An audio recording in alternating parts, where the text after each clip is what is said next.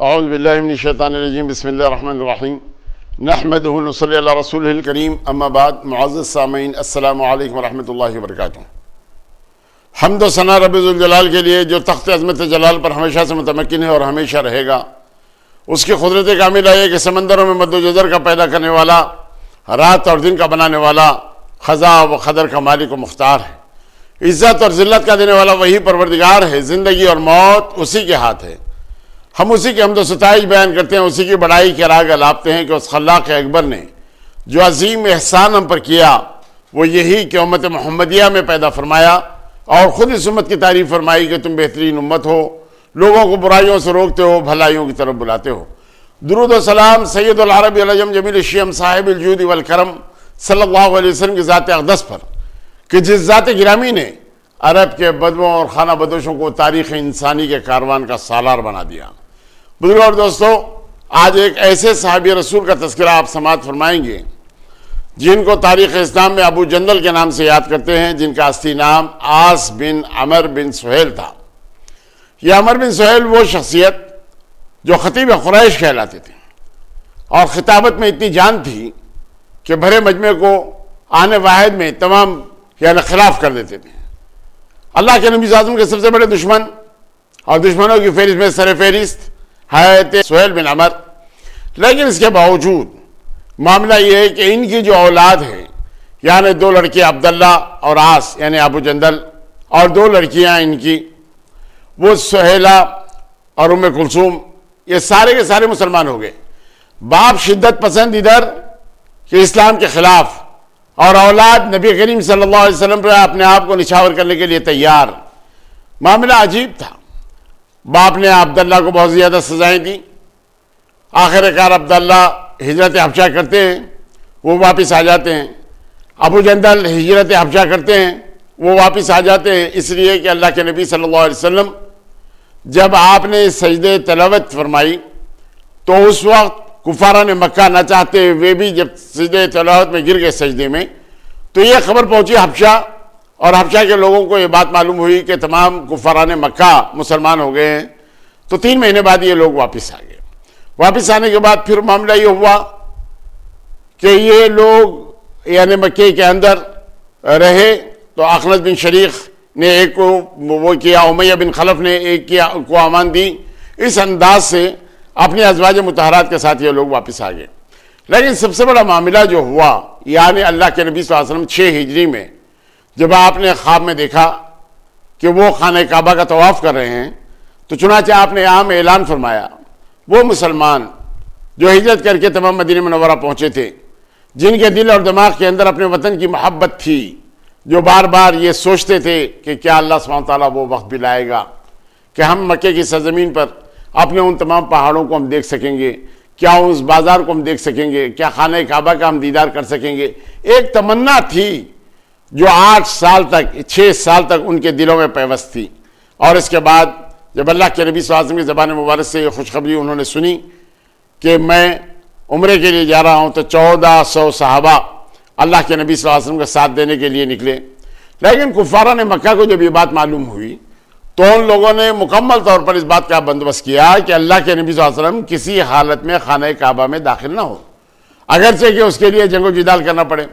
چنانچہ خالد بن ولید اس وقت تک ایمان نہیں لائے تھے، اکرمہ بن ابی جہل ایمان نہیں لائے تھے اس وقت تک، تو ان لوگوں کو 200 سواروں کے ساتھ قرہ غمیم تک آئے اللہ کے نبی صلی اللہ علیہ وسلم کا راستہ روکنے کے لیے۔ اللہ کے نبی صلی اللہ علیہ وسلم ان تمام باتوں سے باخبر رہنے کے لیے اپنے جاسوسوں کو بھی اللہ کے نبی صلی اللہ علیہ وسلم بھیجا کرتے تاکہ راستے کی کیا کیفیتیں تمام معلوم ہو جائے۔ جب اللہ کے نبی صلی اللہ علیہ وسلم کے سامنے یہ بات آ گئی کہ یہ لوگ راستہ روکے ہوئے ہیں، تو اللہ کے نبی صلی اللہ علیہ وسلم نے راستہ بدلتے ہوئے حدیبیہ کے اس مقام تک پہنچنے میں کامیاب ہو گئے۔ حدیبیہ کے بعد جب آگئے اللہ کے نبی صلی اللہ علیہ وسلم، اور اللہ کے نبی صلی اللہ علیہ وسلم نے خراج بن امیہ کو اپنا اونٹ سعلب دے کر ان لوگوں کے پاس بھیجا کہ ہمارے آنے کا مقصد و مدعا صرف خانہ کعبہ کی زیارت کرنا، اور ہمارے پاس کچھ اونٹ ہے قربانی کے، اس کو قربانی کریں گے اور ہم واپس ہو جائیں گے، جنگ و جدال ہمارا مقصد نہیں۔ لیکن باوجود اس کے کفاروں نے مکہ نے یہ سمجھا اگر اللہ کے نبی صلی اللہ علیہ وسلم داخل ہو جاتے ہیں، خانہ کعبہ میں آ جاتے ہیں، تو ہمارے لیے سبکی ہوگی، ہمارے لیے شرمندگی ہوگی، ہماری عزت کا ناموس ہو جائے گا، ہماری عزت ختم ہو جائے گی، اس انداز سے ان لوگوں کے دل اور دماغ میں یہ بات تھی. چنانچہ ان لوگوں نے خراج بن امیہ کو تو خیر چھوڑ دیا بڑے لوگوں نے، لیکن ان کے اونٹ ثعلب کو، جو اللہ کے نبی صلی اللہ علیہ وسلم کا اونٹ تھا، اس کو ان لوگوں نے ذبح کر دیا، ختم کر دیا. خراج بن امیہ نے آ کر اللہ کے نبی صلی اللہ علیہ وسلم کو تمام باتیں بتلائی، اور اس کے بعد ان تمام حالات کا جائزہ لینے کے لیے ورقہ بن نوفل آئے، اور انہوں نے دیکھا قربانی کے جانور ہے، اور پھر ان لوگوں نے جا کر ان لوگوں سے کہا کہ تم خانہ کعبہ کی زیارت سے کسی کو روک نہیں سکتے، اس لیے کہ احترام کے جو 4 مہینے تھے، ایک تو رجب اور ایک ذی قعدہ، ذی الحج اور محرم، تو چنانچہ ان مہینوں کے اندر اگر باپ کا قاتل بھی نظر آ جاتا تو اس کے اوپر حملہ نہیں کیا جاتا، اور ان مہینوں کے گزرنے کے بعد پھر اپنا انتقام لیا جاتا. چنانچہ اللہ کے نبی صلی اللہ علیہ وسلم ذی قعدہ کے مہینے کو آپ نے پسند فرمایا تھا کہ جنگ و جدال نہ ہو اور آپ آسانی کے ساتھ عمرہ کرتے ہوئے واپس آ جائیں. لیکن معاملہ یہ ہوا کہ کفاران مکہ اس بات کے لیے راضی نہیں ہوئے، حالانکہ اس معاملے کے اندر ان کا کوئی حق خانہ کعبہ پہ نہیں پڑتا کہ کسی کو روکیں. لیکن باوجود اس کے عروہ بن مسعود ثقفی، جو قبیلہ بنو ثقیف کا سردار ابو سفیان بن حرب کا جو داماد تھا، اس نے کہا کہ کیا میں تمہارا باپ جیسا نہیں؟ کفاران مکہ نے کہا کہ ہاں. تو کہا کہ کیا مجھے اس بات کے لیے آپ لوگ رضا تیار ہو کہ میں جا کر ان سے بات کروں؟ تو ان لوگوں نے رضامندی ظاہر کی. تو چنانچہ جب وہ آئے تو اس انداز سے کہ اللہ کے نبی صلی اللہ علیہ وسلم کو اور صحابہ کرام کو جو چیدہ چیدہ بیٹھے ہوئے قربانی کے اونٹ تمام چل رہے ہیں، اس انداز سے دیکھنے کے بعد فوراً معاملے کو بھانپ گئے کہ یہ لوگ لڑنے کے لیے نہیں بلکہ یہ عمرہ کرنے کی غرض سے آئے ہوئے ہیں. لیکن جذبات سے کھیلتے ہوئے انہوں نے نبی کریم صلی اللہ علیہ وسلم سے اس بات سے مخاطب ہوئے، اس انداز سے مخاطب ہوئے، یہ بھانت بھانت کے پنچرنگی لوگ، اے محمد جو آپ کے ساتھ آئے ہوئے ہیں، اگر کفاران مکہ یہاں آ جائے تو یہ چڑیوں کے جیسے، پرندوں کے جیسے اڑ جائیں گے. حضرت ابوبکر صدیق کو یہ بات ناگوار گزری، ان کی زبان سے ایک گالی نکل گئی عروہ بن مسعود ثقفی کے لیے. تو عروہ نے پوچھا کہ کون؟ تو کہا، بتایا گیا کہ ابن ابی قحافہ ہیں. تو کہا کہ ہاں، اگر ان کا احسان مجھ پر نہ ہوتا تو میں ان کا جواب دیتا. انہوں نے مجھ سے بڑی سخت بات کہی، اور اس کے بعد انہوں نے دیکھا وہ طرز عمل جو اللہ کے نبی صلی اللہ علیہ وسلم کے ساتھ صحابہ کا تھا، اور صحابہ جو جانثاری کے لیے اللہ کے نبی صلی اللہ علیہ وسلم کے لیے تیار. اللہ کے نبی صلی اللہ علیہ وسلم اگر وضو کر رہے ہیں تو وہ پانی بھی نیچے گرنے نہیں دیتے، اور اس کو جھپٹ کر لے لیتے ہیں، اپنے ہاتھوں پر، اپنے چہروں پر مل لیتے ہیں. صحابہ کی یہ کیفیت دیکھنے کے بعد دل پر ایک اثر ہوا. اور اس کے بعد عروہ بن مسعود ثقفی اس زمانے کے دستور کے مطابق ریش مبارک تک اپنا ہاتھ لے جانے لگا. تو ساتھ جو باڈی گارڈ بنے ہوئے تھے مغیرہ بن شعبہ، جو انہی کے بھتیجے تھے، اور انہوں نے کہا کہ عروہ یہ اپنے ہاتھ کو روک دے ورنہ یہ ہاتھ واپس نہیں جائے گا، میں اسے ختم کر دوں گا. اللہ کے نبی صلی اللہ علیہ وسلم احترام کے ساتھ بات کرنا. تو اس نے کہا کہ یہ کون؟ تو نبی کریم صلی اللہ علیہ وسلم کے چہرے اقدس کے اوپر تبسم آیا. حضور اکرم صلی اللہ علیہ وسلم نے فرمایا کہ تمہارا بھتیجا ہے مغیرہ بن شعبہ. تو کہا کہ وہ بے ایمان، کیا میں نے تیرے ساتھ احسان نہیں کیا؟ تو نے 2 آدمیوں کو ختم کیا تو اس کا دیت کیا میں نے نہیں دی؟ اس انداز سے انہوں نے کہا. حاصل کلام، عروہ بن مسعود ثقفی واپس جانے کے بعد ان لوگوں سے یہ کہا کہ دیکھو محمد جو آئے ہوئے ہیں وہ صرف عمرے کی غرض سے آئے ہوئے ہیں، اور انہوں نے جو شرائط رکھے ہیں وہ بہت آسان شرائط ہیں.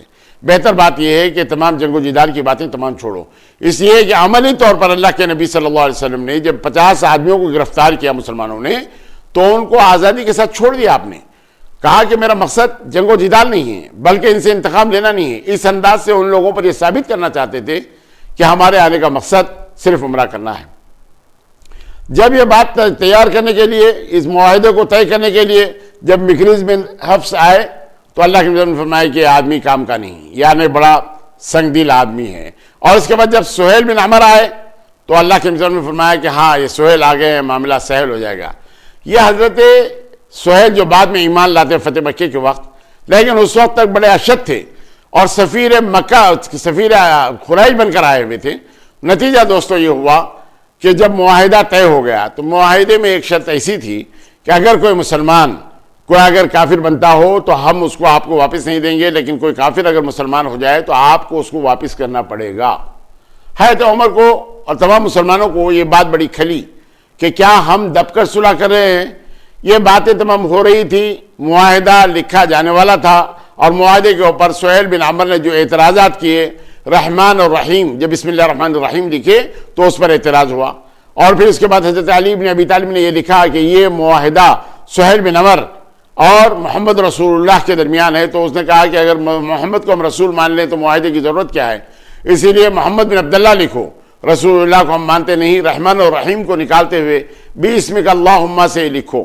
چنانچہ ابھی یہ لکھا جانے والا ہے، زبانی طے ہوا ہے کہ دیکھتے ہیں کہ ابو جندل ہاتھوں اور پاؤں میں بیڑیاں ہیں، زخمی حالت کے اندر ہے، آ کر کہا کہ اللہ کے رسول مجھے بچا لیجئے۔ صحابہ کے اوپر ان کی جو کیفیت طاری ہوئی، ان کا جو حال دیکھیں تو بڑی دقت طاری ہوئی۔ اور سہیل بن عمر نے کہا، سہیل بن عمر کے چونکہ بیٹے تھے ابو جندل جن کا اصلی نام عاص تھا، انہوں نے حضرت نبی صلی اللہ علیہ وسلم سے کہا کہ اب سب سے پہلی شرط آپ کے اور ہمارے مابین جو طے ہو چکی ہے، اس کی روح سے آپ ابو جندل کو آپ ہمارے حوالے کریں۔ اللہ کے نبی صلی اللہ علیہ وسلم نے فرمایا کہ اے سہیل، ابھی تو دستخطیں باقی ہیں، معاہدہ طے ہونا ابھی لکھا جانے والا ہے۔ تو اس وقت کہا کہ اگر آپ ابو جندل کو اگر میرے حوالے نہیں کرتے ہیں تو پھر میں اس معاہدے کے اوپر بھی دستخط کرنے کے لیے تیار نہیں۔ اللہ کے نبی صلی اللہ علیہ وسلم نے ابو جندل سے کہا کہ ابو جندل جاؤ واپس، اللہ تعالیٰ تمہارے لیے کوئی نیا انتظام کرے گا۔ اس انداز سے زبان مبارک سے یہ الفاظ نکلے اور کہا کہ ان پر زیادہ سختی نہ کرو۔ تو مکری حفظ نے یہ ذمہ داری اپنے اوپر لے لی کہ ہاں ان کے اوپر کسی قسم کی آپ ظلم و زیادتی نہیں ہوگی، میں انہیں بچاؤں گا۔ اس انداز سے ابو جندل کو جب واپس کر دیا گیا تو دوستو تاریخ بتلاتی ہے کہ ابو جندل باوجود قید میں ہے، بیڑیاں ہاتھ اور پاؤں میں پڑی ہوئی ہیں، لیکن اس کے باوجود جو کوشش انہوں نے اسلام کے لیے کی کہ 300 آدمیوں کو انہوں نے مسلمان کیا، اور مسلمان کرنے کے بعد معاملہ کیا ہوتا، یعنی مکے کے اندر تو وہ لوگ رہ نہیں سکتے تھے جو ایمان لائے، اور جو ایمان لانے والوں کی کیفیت یہ ہوتی تھی کہ وہ ظاہر کیے بغیر نہیں رہ سکتے تھے۔ لیکن اس معاملے کے اندر اللہ تعالیٰ نے مسلمانوں پر ایک بڑا کرم کیا۔ کرم یہ کیا کہ ابو بصیر بنو ثقیف کا ایک شخص ایمان لے آیا اور وہ سیدھا مدینہ منورہ آ گئے۔ تو اہل مکہ نے 2 آدمیوں کو بھیجا کہ جاؤ ابو بصیر کو لے آؤ۔ چنانچہ ابو بصیر کو لانے کے لیے جب وہ لوگ گئے اور اللہ کے نبی صلی اللہ علیہ وسلم نے اس بات کا تذکرہ کیا کہ آپ کے اور ہمارے معاہدے کے مابین جو بات طے شدہ ہے اس میں ابو بصیر کو آپ ہمارے حوالے کر دیجئے، اللہ کے نبی صلی اللہ علیہ وسلم نے ابو بصیر کو بلایا اور ان لوگوں کے حوالے کر دیا۔ ابو بصیر ان لوگوں کو لیے ہوئے آئے، ذوالحلیفہ تک آئے، اور ذوالحلیفہ میں بیٹھنے کے بعد ان لوگوں نے اپنے ہتھیار کی بڑی تعریف کی۔ تو ابو بصیر نے کہا کہ میں بھی تو دیکھوں آخر وہ کون سی تلوار ہے جس کی اتنی تعریف کر رہے ہیں۔ چنانچہ وہ تلوار ہاتھ میں آتے ہی ایک آدمی کو، مالک کو ختم کیا، غلام بھاگ گیا۔ ابو بصیر پھر مدینہ واپس آ گئے، غلام نے آ کے پھر اللہ کے نبی صلی اللہ علیہ وسلم نے گزارش کی کہ یہ ایک آدمی کو ختم کرتے ہوئے پھر ابو بصیر واپس آ گئے ہیں۔ تو اس وقت ابو بصیر کو جب بلایا گیا تو ابو بصیر نے کہا کہ اے اللہ کے نبی، آپ نے جو معاہدہ کیا تھا اس معاہدے کی روح سے کفارہ نے مکہ کے حوالے مجھے کر دیا تھا، اللہ نے میرے لیے پھر راستہ نکال دیا اور میں آ گیا۔ اس انداز سے آپ اپنے معاہدے کے اوپر قائم رہیے، آپ نے بھیج دیا تھا مجھے۔ حضور نے فرمایا کہ اگر اسے اور چند نوجوان مل جائے تو یہ آگ کے شعلے بھڑکا سکتا ہے، جنگ کے شعلے بھڑکا سکتا ہے۔ اس انداز سے حضور نے فرمایا تو ابو بصیر نے دیکھ لیا کہ اللہ کے نبی صلی اللہ علیہ وسلم پھر ان کے حوالے کرنے والے ہیں، تو وہاں سے نکلے اور ایس کے مقام پر ساحل سمندر پر آپ نے ایک ڈیرا ڈال دیا۔ جو مسلمان مکے کے اندر مسلمان ہو جاتا تو وہ فوراً آ جاتا ابو بصیر کے پاس، اس لیے مدینہ آتا تو اللہ کے نبی صلی اللہ علیہ وسلم واپس کر دیتے۔ ابو بصیر کے پاس یہ جمعیت جو ابو جندل کی کوششوں کا نتیجہ، جو لوگ ایمان لائے ان کے تمام تعداد روز بروز بڑھتی گئی، یہاں تک کہ اب ان کے کھانے پینے کا جو معاملہ آ گیا، وہ جو بھی قافلہ جاتا اس کو لوٹ لیا کرتے۔ اہل قریش پریشان ہو گئے، مکے والے پریشان ہو گئے، اور ان لوگوں نے دیکھا کہ ہمارا کوئی قافلہ ملک شام جا نہیں سکتا، اور ابو جندل بھی اس معاملے کے اندر تمام بیڑیوں کو ختم کرتے ہوئے کسی نہ کسی طریقے سے ابو بصیر کے پاس پہنچ گئے۔ ابو بصیر کے پاس پہنچنا تھا کہ اہل مکہ نے دیکھا کہ ہمارا کوئی قافلہ جا نہیں رہا، تو اپنے قاصد کو اللہ کے نبی صلی اللہ علیہ وسلم کے پاس بھیجتے ہوئے کہا کہ ابو بصیر کو اپنے پاس بلا لیجئے، اس لیے کہ ہمارا کوئی قافلہ صحیح و سالم جا نہیں رہا ہے، یہ لوگ اس پر حملہ کریں۔ وہ شرط جس کے اوپر یعنی سہیل بن عمر کو ناز تھا کہ میں نے بہت اچھے شرائط کے ساتھ میں نے کامیابی حاصل کی، اور ادھر مسلمانوں پر یہ بات بڑی شاق گزری کہ کیا ہم دب کر صلح کر رہے ہیں، کیا ایسی شرط بھی ہم مان رہے ہیں۔ تو چنانچہ حضرت عمر نے حضرت ابوبکر صدیق سے، تو حضرت ابوبکر صدیق نے حضرت عمر کو بہت زیادہ غیظ و غضب کے ساتھ بات کرتے ہوئے کہا وہ اللہ کے رسول ہیں، تم اس معاملے کے اندر مداخلت مت کرو۔ اور پھر اس کے بعد حضرت عمر نے اللہ کے نبی سے کہا کہ اللہ کے نبی کیا آپ اللہ کے برگزیدہ اور سچے نبی نہیں؟ حضور نے فرمایا کہ بلا شبہ ہے عمر، میں اللہ کا برگزیدہ اور سچا نبی ہوں۔ کہا کہ اللہ کے نبی پھر ہم یہ دب کر صلح کیوں کریں؟ حضور نے فرمایا کہ میں وہی کروں گا جس کا اللہ نے مجھے حکم دیا ہے۔ تو عمر خاموش ہو گئے، لیکن زندگی بھر اس بات کا تاسف رہا کہ میں اللہ کے نبی صلی اللہ علیہ وسلم سے اس انداز سے الجھ گیا تھا. اس بات کا ان کو خیال رہا کہ میں اللہ کے نبی صلی اللہ علیہ وسلم سے جو گفتگو نہیں کرنا تھا لیکن کیا. لیکن معاملہ دوستو یہ ہوا، وہ شرط جس کے اوپر وہ لوگ نازاں تھے ان کو اپنے ہاتھوں ہی اس کو ختم کرنا پڑا. چنانچہ اللہ کے نبی صلی اللہ علیہ وسلم نے اپنے سفیر کو بھیجا ابو بصیر کے پاس. تو ابو بصیر اس وقت جھانکنے کے عالم میں تھے، زندگی کی آخری سانسیں لے رہے تھے.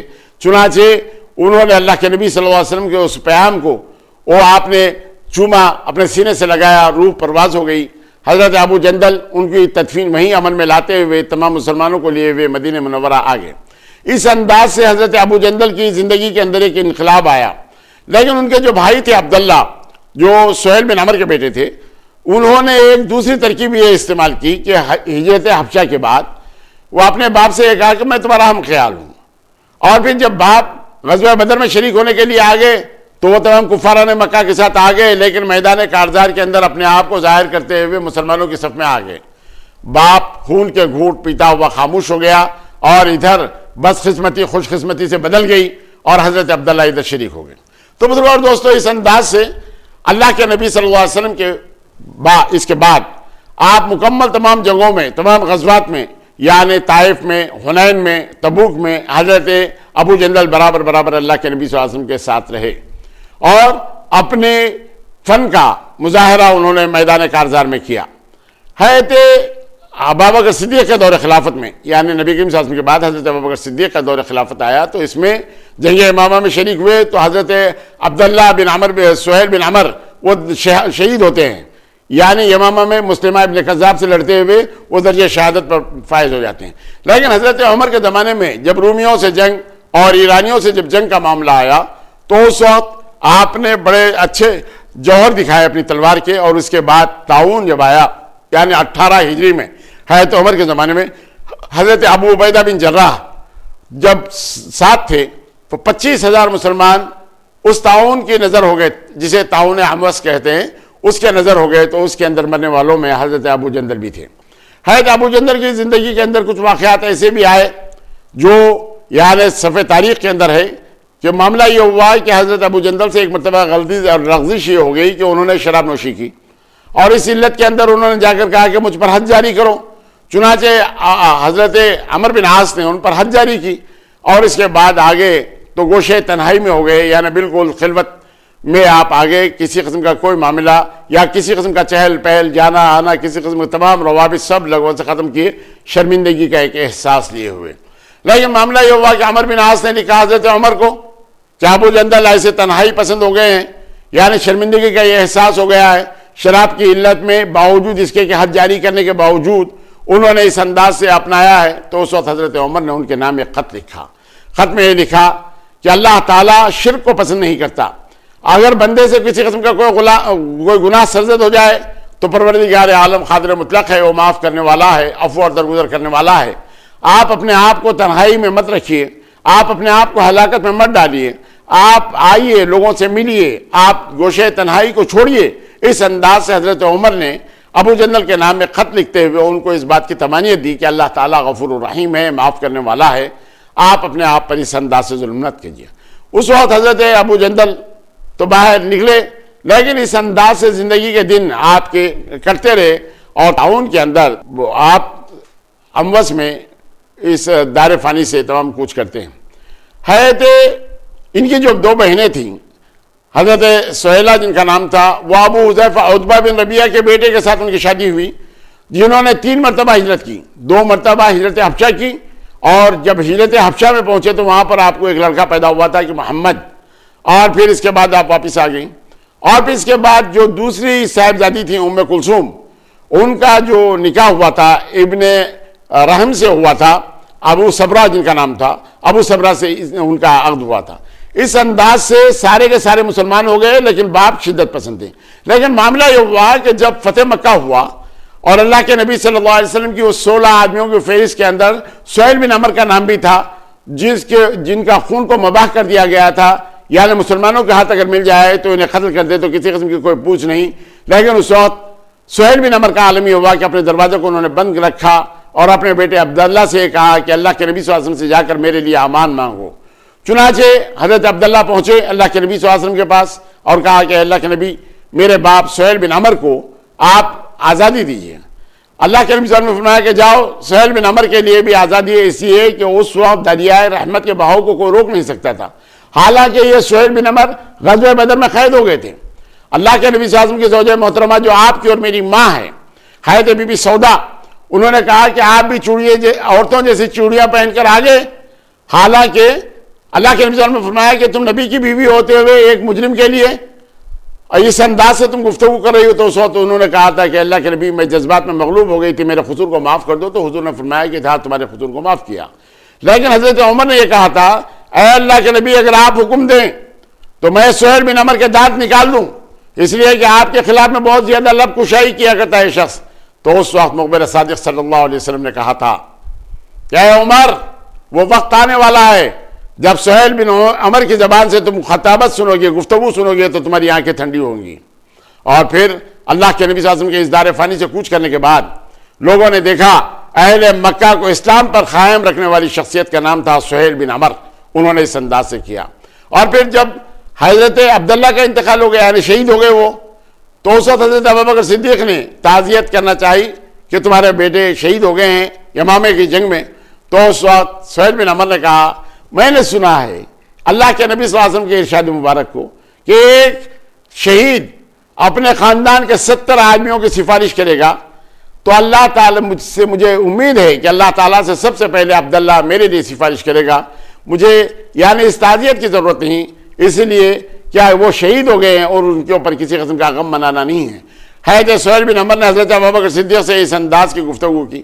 تو بزرگوں اور دوستو، یہ وہ لوگ ہیں جو باوجود باپ شدت پسند ہے، نبی کریم صلی اللہ علیہ وسلم کے دشمن ہے، لیکن ان کی اولاد ہے کہ ایک کے بعد ایک داخل اسلام ہوتی ہوئی ہے، اور نبی کریم صلی اللہ علیہ وسلم کے اوپر جانثاری کرنے کے لیے ہمیشہ تیار ہیں۔ اولاد میں بیٹے بھی اس انداز سے، بیٹیاں بھی اس انداز سے، سب سے پہلے ایمان لانے والے اور سابقون الاولون میں جن کا شمار ہوتا ہے، اس انداز سے تمام جاتی ہیں۔